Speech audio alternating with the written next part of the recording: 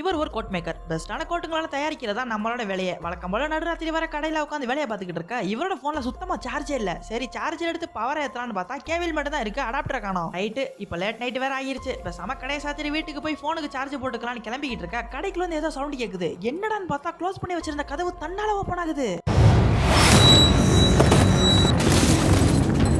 இப்போ திடீர்னு உள்ள இருந்து துணி கடைங்கள எல்லாம் Dress மாட்டி வைக்க ஒரு பொம்மை யூஸ் பண்ணுவாங்கல்ல, அந்த மாதிரி ஒண்ணு நம்மால போட்டதுல பாக்குது. உடனே ஒரு லைட் ஆன் பண்ணி விட அந்த பொம்மை அசையாம நின்றுது. சரி அதுதான் அசையாம நின்றுச்சுல, டக்குன்னு அதோட கால் கிட்ட கிடக்கிற காசாவையை எடுத்துட்டு எஸ்கேப் ஆக வேண்டியதுன்னு கேட்டீங்கன்னா இங்க தான் ஒரு சின்ன பிரச்சனை இருக்கு. இவங்களோட கடையில யூஸ் பண்ற லைட் சுவிட்ச் நார்மலானதே கிடையாது. ஆஃப் பண்ண கொஞ்ச நேரத்துல அதுவாவே ஆன் ஆகிரும். அதனால தலைவர் வேகமா செயல்பட்டு லைட் ஆஃப் ஆகிறதுக்குள்ள கார் சாவி கடை சாவின்னு ரெண்டையும் எடுத்தே ஆகணும்.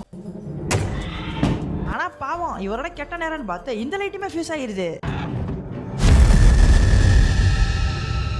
இப்போ போன்லயும் சுத்தமா சார்ஜே இல்ல. அதனால சுவிட்ச் ஆஃப் ஆகிறதுக்குள்ள எப்படியாவது இங்க இருந்து தப்பிச்சே ஆகணும்னு கஷ்டப்பட்டு கதவை திறந்துறாரு.